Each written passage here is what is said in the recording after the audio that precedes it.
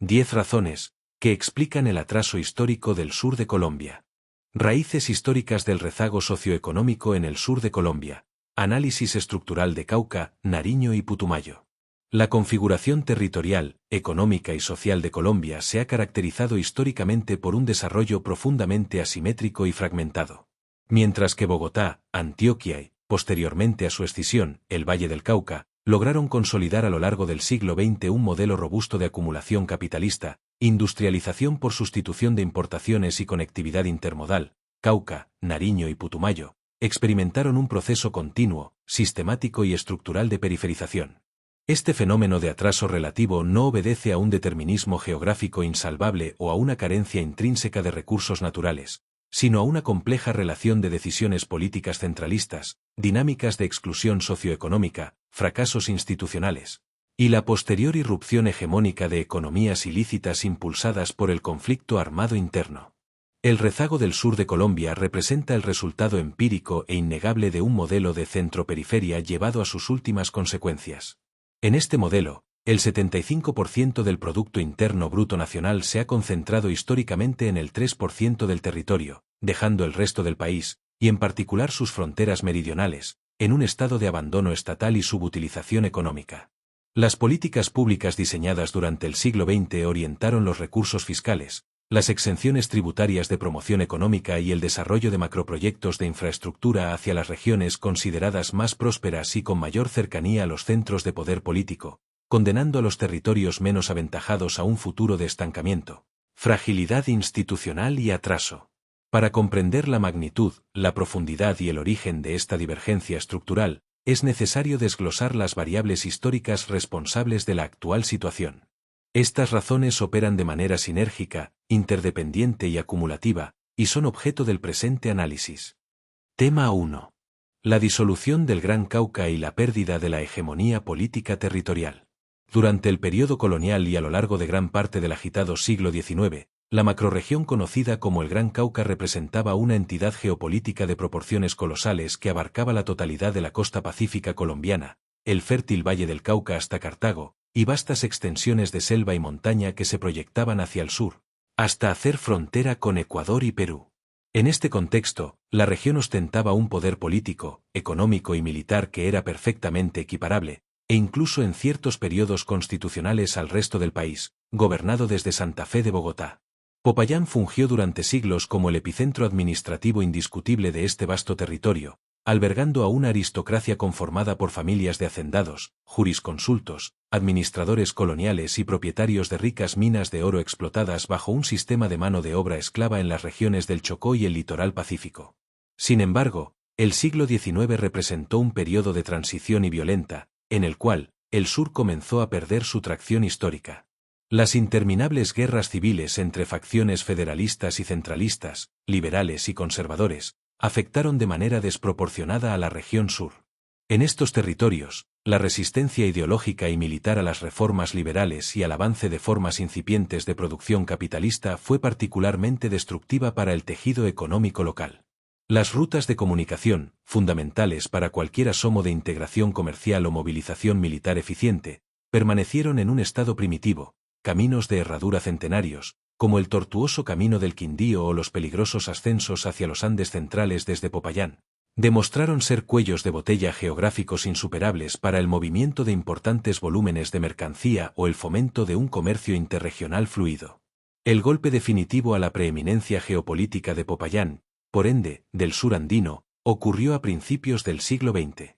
Las diferencias geográficas, socioeconómicas, y sobre todo, las opuestas visiones de desarrollo entre los diversos grupos urbanos que sumaban el Gran Cauca se hicieron administrativamente insostenibles. Cali, ubicada estratégicamente en el piedemonte de la cordillera occidental, comenzó a perfilarse como un núcleo agroindustrial enormemente dinámico. Esta ventaja competitiva natural fue potenciada por la llegada del ferrocarril del Pacífico, el cual conectó el fértil valle geográfico con el puerto de Buenaventura, abriendo la región a los mercados internacionales, y facilitando la importación de maquinaria pesada. La consolidación del Valle del Cauca como epicentro económico motivó un movimiento separatista que culminó en 1910, tras un prolongado proceso de tensiones regionales y reformas administrativas iniciadas durante la presidencia del general Rafael Reyes, 1905 a 1909.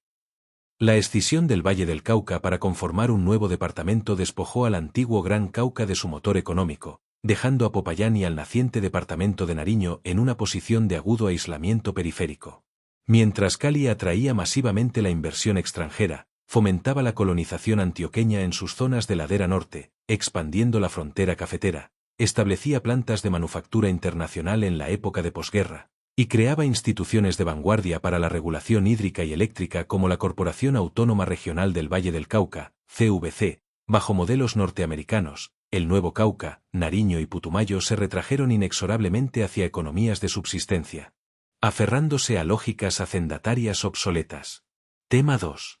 El fracaso de la acumulación de capital y la ausencia de transición industrial. La brecha de desarrollo económico material entre Antioquia, Cundinamarca, y posteriormente el Valle del Cauca, y el sur, Cauca, Nariño, Putumayo, se ensanchó de manera irreversible debido a decisiones de inversión dispares y culturas empresariales, diametralmente opuestas adoptadas por sus respectivas élites durante la primera mitad del siglo XX. La historia económica demuestra que la divergencia regional no es producto del azar, sino de la utilización que se hizo del capital originario. En Antioquia, por ejemplo, la minería de oro de los siglos XVII y XVIII, trabajada bajo dinámicas de minería independiente y pequeña propiedad, en contraste con la esclavitud a gran escala del sur, funcionó como un mecanismo eficiente de acumulación individual y familiar de capital. Este capital acumulado no se utilizó en rentas improductivas, sino que fue canalizado hacia la producción y el comercio de exportación del café a partir de 1870. A su vez, los excedentes de la bonanza cafetera, apalancados por una tenencia de la tierra más democratizada en el eje cafetero que generaba poder adquisitivo local, financiaron el inicio de una robusta industria textil, de alimentos, bebidas y productos químicos a principios del siglo XX. Esta dinámica endógena creó un mercado interno dinámico y un proletariado industrial urbano moderno. En un contraste diametral y revelador, las élites de Popayán y Pasto no materializaron ninguna transición estructural hacia el capitalismo industrial. Popayán, desde la colonia, nunca se configuró como un centro de actividad económica productiva orientada al valor agregado, o un emporio de intercambio comercial mercantilista. Su naturaleza era la de un centro administrativo, burocrático y político, que subsistía siendo abastecido de alimentos y textiles básicos por parte de las economías subordinadas de las regiones aledañas. El importante capital acumulado por la élite payanesa a través de la minería esclavista en el litoral pacífico rara vez se reinvirtió en el desarrollo de fábricas locales en su ciudad de origen. Por el contrario, aquellos contados empresarios de origen caucano que demostraron poseer una visión industrial moderna, tales como las familias Carvajal, Garcés o Caicedo, tomaron la decisión pragmática de migrar sus capitales y fundar sus incipientes imperios fabriles en el vecino Valle del Cauca, atraídos magnéticamente por las incuestionables ventajas logísticas, viales y ferroviarias que ofrecía Cali. En Nariño, el panorama productivo adolecía de deficiencias similares. Hacia las primeras décadas del siglo XX, los procesos industriales en el sentido moderno de la época, es decir, aquellos que implicaban mecanización, economías de escala y producción en serie, eran prácticamente inexistentes en Pasto y sus alrededores. La economía local descansaba casi en su totalidad sobre un sinnúmero de actividades artesanales, manufactura manual doméstica y pequeños talleres familiares, los cuales se encontraban intrínsecamente limitados por un poder adquisitivo regional exiguo y la imposibilidad de competir con las manufacturas importadas o las provenientes del centro del país. A medida que el Estado colombiano adoptó como política nacional el modelo de industrialización por sustitución de importaciones a mediados del siglo XX, la arquitectura de los privilegios fiscales, los subsidios estatales, la protección arancelaria y el crédito de fomento se concentró de manera exclusiva en los polos que ya demostraban aglomeración industrial: Bogotá, Medellín, Cali y Barranquilla. El sur, carente del músculo político necesario para disputar estos recursos en Bogotá, fue relegado estructuralmente a cumplir el rol de mero proveedor de materias primas extractivas sin valor agregado y mano de obra barata para el resto del país. Esta política de Estado cimentó un proceso de exclusión económica prolongado que debilitó crónicamente el tejido empresarial del sur, el cual hoy en día se caracteriza por una fragilidad extrema, estando compuesto en un 92% por microempresas altamente vulnerables a los choques macroeconómicos, perpetuando tasas de desempleo e informalidad abrumadoras. Tema 3.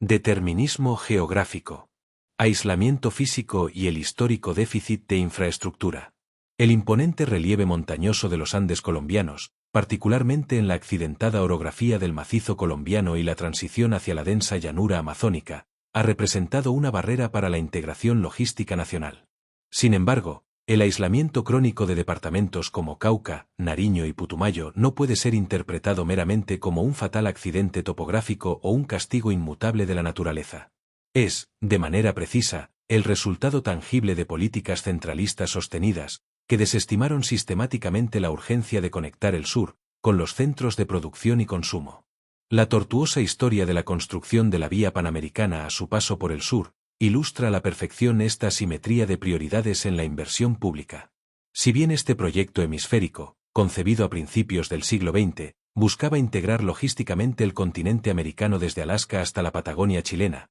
para fomentar el libre comercio, los tramos correspondientes al sur enfrentaron retrasos históricos injustificables, debates interminables y una planificación técnica severamente defectuosa. Las innegables complejidades geológicas, la alta inestabilidad de los suelos y los regímenes pluviométricos extremos, sirvieron como justificación recurrente para el aplazamiento de las obras. Esta falta de prioridad gubernamental en la asignación de presupuestos a largo plazo mantuvo al sur desconectado de las modernas redes logísticas. En pleno siglo XXI, la terminación de una moderna autopista de doble calzada entre ciudades principales como Pasto y Popayán sigue siendo apenas un clamor regional y una necesidad crítica insatisfecha. El caso del departamento del Putumayo es, sin lugar a dudas, el ejemplo más dramático, mortífero y simbólico del abandono infraestructural del Estado colombiano. La única arteria vial de envergadura que conecta la capital departamental, Mocoa, con Pasto, es conocida a nivel nacional con el infame y dolorosamente acertado apelativo del trampolín de la muerte. Construida de forma rudimentaria en 1932 motivada de manera estricta por la urgencia militar de movilizar tropas hacia la Amazonía durante el inminente estallido de la Guerra colombo-peruana. Esta vía consiste en una estrecha e inestable trocha de 68 kilómetros esculpida al borde de abismos vertiginosos en el complejo orográfico del Nudo de los Pastos, que tras más de 90 años de innumerables promesas gubernamentales, estudios técnicos y planes de desarrollo fallidos, la vía principal de un departamento permanezca sin pavimentar, operando en condiciones deplorables y cobrando vidas anualmente, demuestra empíricamente una de las tesis centrales sobre la geografía. La incorporación del territorio suramazónico a la jurisdicción del Estado se ha materializado casi siempre en respuesta a crisis de seguridad militar o por la necesidad de extracción acelerada de recursos, más nunca por una voluntad estatal y genuina de promover el desarrollo social equitativo o la integración civil armónica.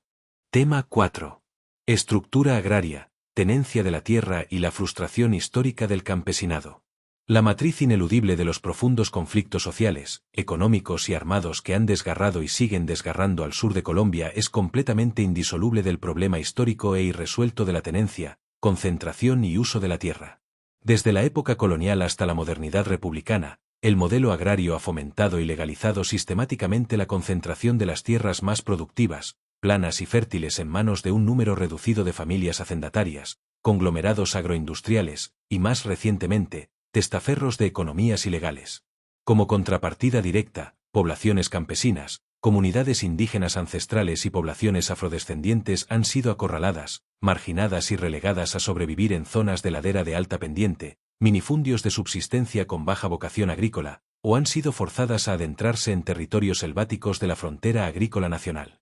Los departamentos del Cauca, Nariño y Putumayo se han caracterizado a lo largo del siglo XX por mantener fuertes arraigos demográficos y organizativos de carácter campesino e indígena. Estas poblaciones han liderado movilizaciones luchando por la titulación equitativa y el acceso material a la tierra productiva. Sin embargo, la estructura agraria de la región mantuvo un dualismo perverso, una agricultura capitalista, empresarial y mecanizada que acaparaba el crédito y la irrigación en los valles, coexistía con y en muchos casos subordinaba o extraía rentas de enormes franjas de economía campesina tradicional, empobrecida y descapitalizada. El punto de quiebre histórico que sentenció el futuro rural fue la firma del Pacto de Chicoral en enero de 1972. Durante la presidencia de Misael Pastrana Borrero, este acuerdo político suprapartidista suscrito en el Tolima entre las élites políticas tradicionales, los gremios y las asociaciones ganaderas, tuvo como propósito explícito frenar en seco Desarticular y revertir los incipientes pero prometedores procesos de reforma agraria y redistribución de tierras baldías que se habían gestado en la década de 1960 bajo los auspicios de las políticas desarrollistas de la época. Al clausurar definitivamente las vías jurídicas e institucionales para la democratización de la propiedad rural y la justicia agraria, el Estado desató un efecto en cadena de proporciones trágicas y duraderas para el sur del país. Miles de familias campesinas e indígenas, desprovistos de esperanza, crédito, asistencia técnica y, sobre todo, desprovistos de tierras aptas para el cultivo comercial legal, fueron empujados por el hambre hacia procesos desesperados de colonización forzada dirigida hacia la vasta Amazonía, particularmente inundando el departamento de Putumayo a través del precario sistema vial. Este éxodo masivo de poblaciones sumamente vulnerables hacia territorios selváticos y marginales, carentes por completo de presencia institucional del Estado, servicios públicos o vías de comercialización, trampolín de la muerte. Abonó el terreno socioeconómico y creó el caldo de cultivo inmejorable para la adopción masiva de cultivos de uso ilícito como única, desesperada y racional estrategia de supervivencia económica frente a la pobreza en las décadas siguientes. A la par del desastre humanitario y económico que supuso la crisis campesina, el paradigma de desarrollo institucional y modernización ignoró, marginó y despreció sistemáticamente las cosmovisiones, modos de producción y necesidades de las comunidades étnicas originarias. El suroccidente colombiano, y en particular Cauca, Nariño y Putumayo, concentran una proporción alta de la población indígena y afrocolombiana de la nación. A lo largo del siglo XX, el Estado operó bajo un rígido modelo paternalista y excluyente que, al negarse reiteradamente a reconocer las particularidades territoriales y culturales de estas poblaciones, detonó la irrupción y consolidación de poderosos movimientos sociales de reivindicación étnica, los cuales adquirieron madurez política y reconocimiento jurídico a partir de la Constitución Política de 1991. Estos movimientos han resistido históricamente un modelo de progreso estrictamente extractivista impulsado desde la capital, planteando en su lugar alternativas de desarrollo económico autóctonas basadas en la conservación ambiental estricta y formas comunitarias solidarias de producción. No obstante, estas propuestas alternativas rara vez encuentran eco institucional, apoyo político o el indispensable financiamiento técnico en las políticas y ministerios centralistas ubicados en Bogotá. Tema 5. Economías del territorio. Narcotráfico y conflicto armado. La ausencia prolongada de un Estado social de derecho capaz de fungir como garante de seguridad, promotor de bienestar y regulador de la economía, propició que el vasto territorio fuera paulatinamente cooptado por dinámicas depredadoras de economías de territorio, y en las décadas posteriores, por sofisticados actores armados y legales. En la historia económica del Putumayo, el descubrimiento inicial de ricos yacimientos petroleros a mediados del siglo XX. La explotación de hidrocarburos no se tradujo en ningún momento en encadenamientos productivos regionales, transferencia tecnológica o mejoras sostenibles en la calidad de vida de los habitantes de municipios como Orito o Puerto Asís. La industria operó bajo la lógica estricta y excluyente de un enclave extractivo tradicional. La totalidad de la renta petrolera y la riqueza fluyó invariablemente hacia las arcas del gobierno y hacia los estados financieros de corporaciones multinacionales. Mientras tanto, la región productora fue forzada a asumir la totalidad de los enormes costos colaterales,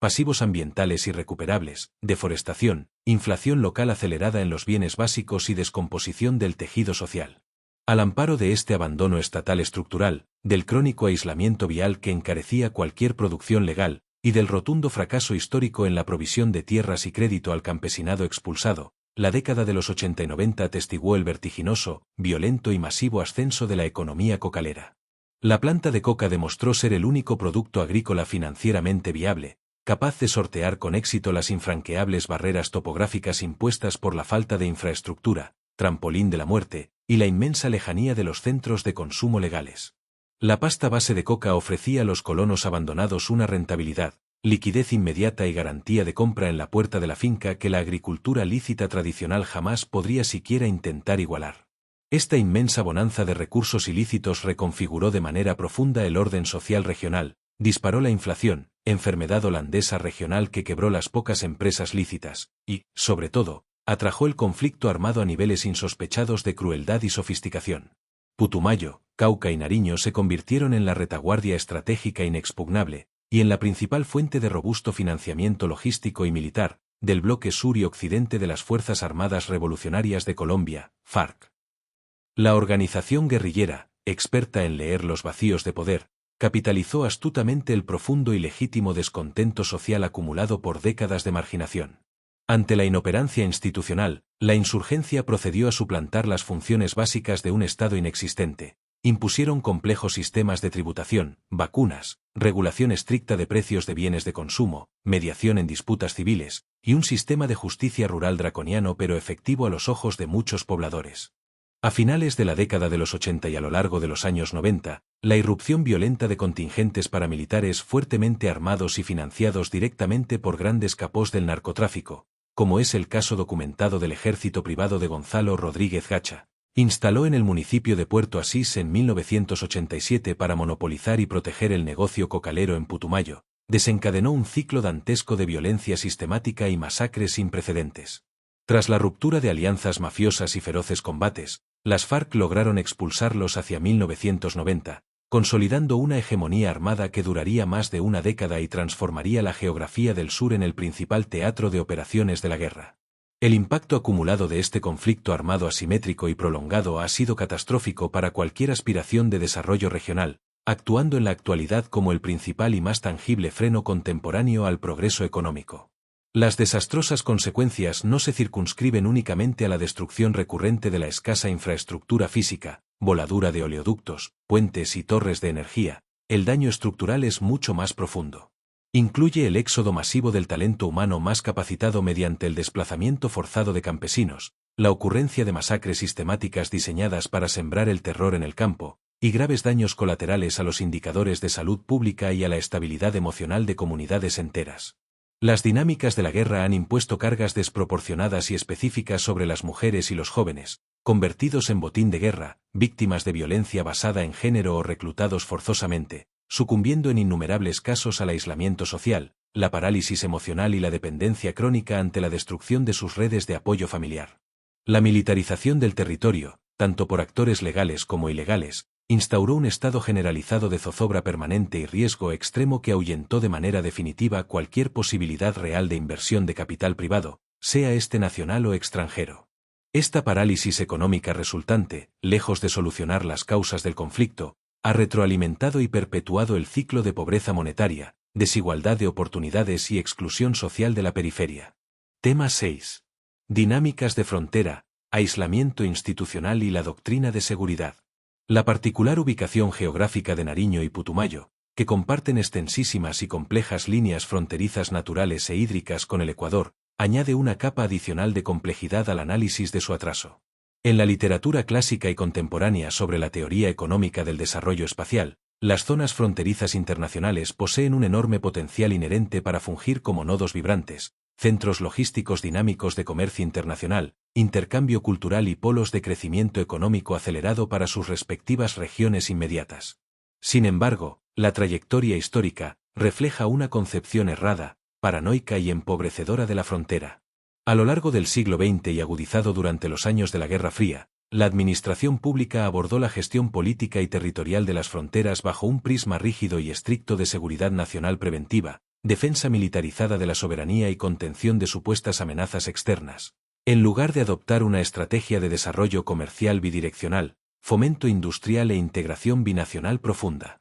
Esta visión predominantemente militarista y defensiva, que posteriormente se vio agudizada, justificada y financiada por la expansión incontenible del conflicto armado interno y la explosión del narcotráfico transnacional operando a través de las fronteras, originó el diseño de políticas que promovieron el desarrollo de asentamientos humanos y la precaria infraestructura civil en la zona fronteriza operando casi exclusivamente en función de tácticas de ocupación defensiva, más no de competitividad económica comercial. Como resultado directo de esta doctrina estatal aislacionista, vastas zonas de Nariño y Putumayo se consolidaron históricamente como fronteras geográficamente marginadas, institucionalmente raquíticas, desconectadas operativamente de los centros dinámicos de consumo del interior del país, y carentes por completo del andamiaje institucional o aduanero idóneo para poder adoptar decisiones ágiles y autónomas que impulsaran un desarrollo comercial robusto, simétrico y legal con el vecino país. Si bien es cierto que en las últimas 2 décadas, al alero de acuerdos comerciales andinos, ha existido un incremento medible en el volumen de comercio intrarregional terrestre, la composición cualitativa de la canasta exportadora regional sigue siendo un reflejo de su atraso primario. Datos estadísticos recientes revelan que más de la mitad de las exportaciones formales del departamento de Nariño hacia los mercados ecuatorianos se basan de manera casi exclusiva en un solo renglón extractivo, productos agroindustriales sin valor agregado tecnológico, destacándose el aceite de palma, el cual llegó a representar el 51,9% de las ventas externas departamentales. Esta dinámica asimétrica, en la que se exportan materias primas y se importan bienes manufacturados, subyuga crónicamente la economía de la frontera a las inevitables fluctuaciones internacionales de los precios de los commodities, perpetúa los devastadores efectos económicos del síndrome de la enfermedad holandesa, e inhibe estructuralmente el surgimiento de clústeres empresariales modernos, servicios avanzados y manufacturas altamente competitivas en ciudades de vocación fronteriza que deberían ser metrópolis pujantes, tales como Ipiales o la ciudad-puerto de Tumaco. Tema 7. El fracaso de la planificación centralizada y la debilidad autonómica. El reflejo cuantitativo y estadístico de este largo acumulado histórico de exclusiones presupuestales, errores de política pública y violencia superpuestas es contundente. El análisis del Índice de Desarrollo Humano, IDH, ajustado por inequidad para los diferentes departamentos, evidencia de manera evidente una brecha severa, constante y estructural entre el desarrollo alcanzado por otros departamentos y la cruda realidad que enfrenta la deprimida periferia sur. Las economías de Cauca, Nariño y Putumayo no solo presentan ingresos per cápita inferiores a la media nacional, sino que exhiben niveles crónicos y endémicos de altísima informalidad laboral en sus mercados de trabajo. Esta informalidad abarca a la inmensa mayoría de la población económicamente activa, comprometiendo gravemente la viabilidad financiera de cualquier sistema de seguridad social, salud o pensiones moderno en la región, y limitando el recaudo tributario local necesario para financiar obras públicas.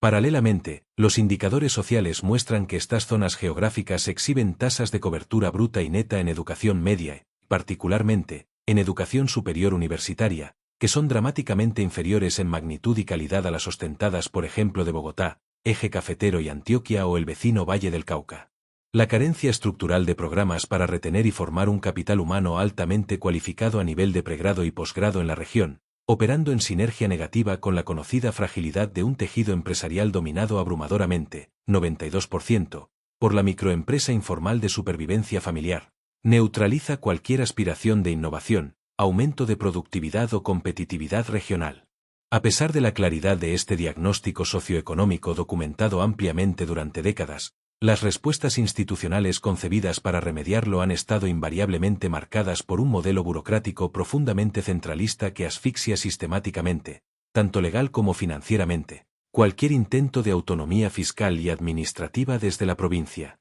El proceso de descentralización político-administrativa promovido con optimismo teórico por la Constitución Política de 1991, si bien representó un avance democrático al instaurar la elección popular y directa de alcaldes y gobernadores, en la práctica y en el diseño fiscal no ha logrado en lo absoluto transferir las capacidades técnicas idóneas ni la indispensabilidad autonomía presupuestal real para la recolección y asignación de impuestos a las entidades territoriales del nivel local y departamental. El grueso de los recursos públicos vitales para infraestructura, salud y educación siguen siendo rígidamente diseñados, calculados, asignados a cuentagotas y fiscalizados de manera centralizada. Un diseño institucional que desconoce la inmensa diversidad etnocultural de los territorios periféricos y que impone una homogeneidad normativa y procedimental de talla única que resulta profundamente ineficaz, e incluso perjudicial, para abordar los intrincados e históricos problemas del sur del país. Frente al modelo centralista, los esfuerzos endógenos de liderazgo político y cívico por articular redes de cooperación horizontal,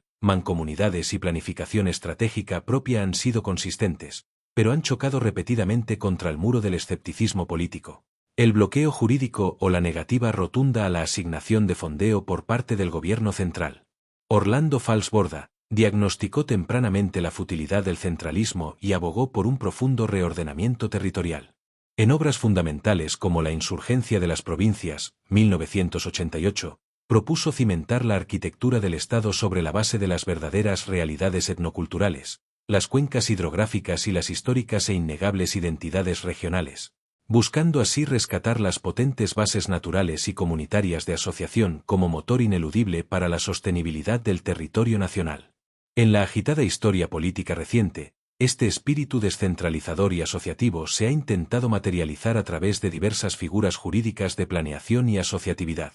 A finales de los años 90 e inicios del siglo XXI, surgieron en el Cauca esperanzadoras asociaciones de municipios organizados por subregiones, tales como Amunorca en la región norte y Amsurc en la porción sur del departamento, con el objetivo expreso de aunar esfuerzos administrativos escasos para gestionar servicios públicos de calidad, presionar el mejoramiento de las infraestructuras viales secundarias compartidas y promover el diseño conjunto de alternativas económicas a la ilegalidad. Más recientemente, y al amparo de la Ley 1962 de 2019 de regiones como entidad territorial, han cobrado protagonismo las figuras asociativas de mayor escala, destacándose la consolidación de la Región Administrativa y de Planificación del Pacífico, RAP Pacífico, que agrupa e integra los esfuerzos políticos y técnicos del Chocó, Valle del Cauca, Cauca y Nariño. El principal propósito de la RAP Pacífico es constituirse como un frente unido de interlocución geopolítica con el gobierno nacional, capaz de formular y ejecutar proyectos de impacto regional que desbordan las fronteras de un solo departamento. Algunos intentos destacables han incluido la postulación de un Plan Regional de Ciencia y Tecnología del Pacífico, concebido originalmente para integrar a los departamentos costeros y universidades locales, como la Universidad del Cauca, en torno a la investigación científica aplicada a las necesidades locales. Más recientemente, la RAP Pacífico ha enfocado sus esfuerzos en promover el concepto de un territorio interoceánico y transfronterizo fuertemente interconectado interna y externamente,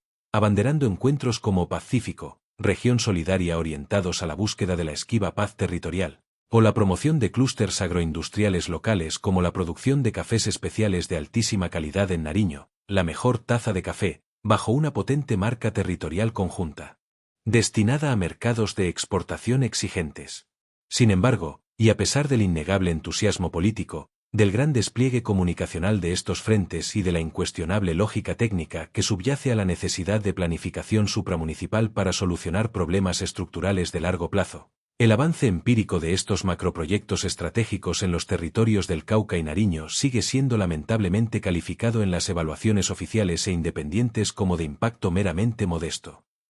El fracaso o extrema lentitud en la implementación efectiva y a gran escala de estas iniciativas visionarias sigue estando férreamente restringido por la aguda y estructural debilidad en la ingeniería técnica, financiera e institucional de los propios departamentos, y por la desconfianza crónica y reticencia estructural, cuasi histórica, de los ministerios y oficinas de planeación de la nación a ceder control presupuestal real, delegar autonomía de gasto y transferir las riendas efectivas sobre la dirección soberana del modelo de desarrollo de las economías macrorregionales hacia las entidades locales. Conclusiones. El inaplazable desafío de desmantelar el modelo centro-periferia. La evidencia histórica y documental analizada a través de la teoría económica, la geografía humana, la demografía y las ciencias políticas, demuestra de manera concluyente y sin lugar a dudas, que el doloroso rezago socioeconómico, institucional y de infraestructura que padecen Cauca, Nariño y Putumayo, no representa en absoluto una anomalía estadística transitoria de corto plazo atribuible a la coyuntura del momento,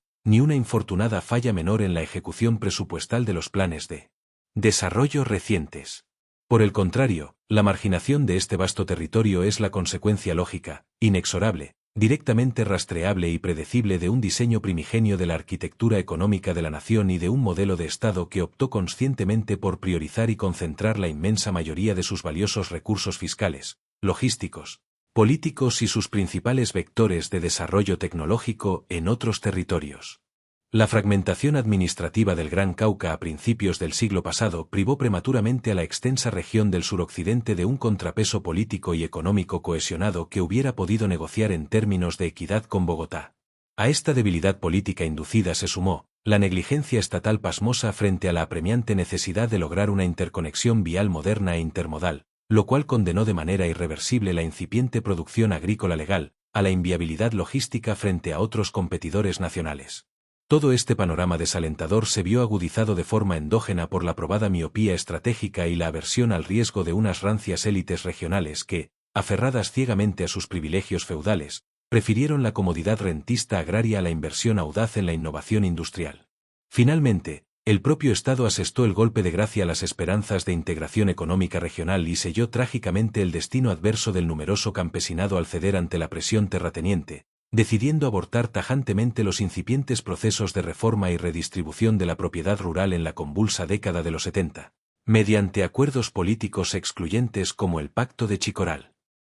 Si te gusta nuestra historia, suscríbete a mi canal. Aprenderemos juntos.